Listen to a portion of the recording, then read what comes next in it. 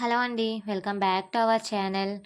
So, ఇప్పుడు వీడియోలో కనిపిస్తున్న శివలింగం కోసం మీకు లాస్ట్ వీడియోలో అనేది ఎక్స్‌ప్లెయిన్ చేశానండి. ఎక్కడ ఉంది, ఎలా వెళ్ళాలనేది మీకు క్లియర్‌గా అయితే చెప్పాను.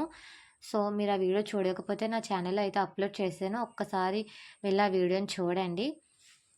సో, శివలింగం వెనకాల స్టోరీ నేను విన్న స్టోరీ అంటే, శివలింగం అనేది ఒక ఈజీగా 70 ఇయర్స్ బ్యాక్ నుంచి కూడా అక్కడున్న చెరువులో ఉండేదంటండి.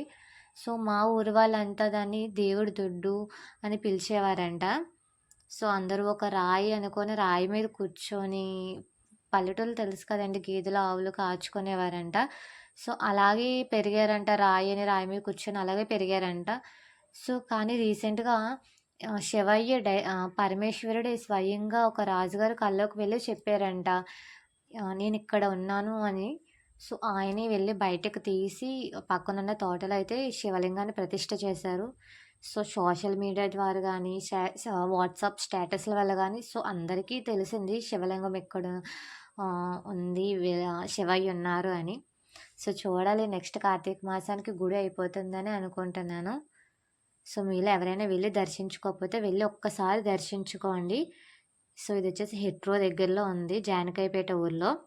Thank you for watching.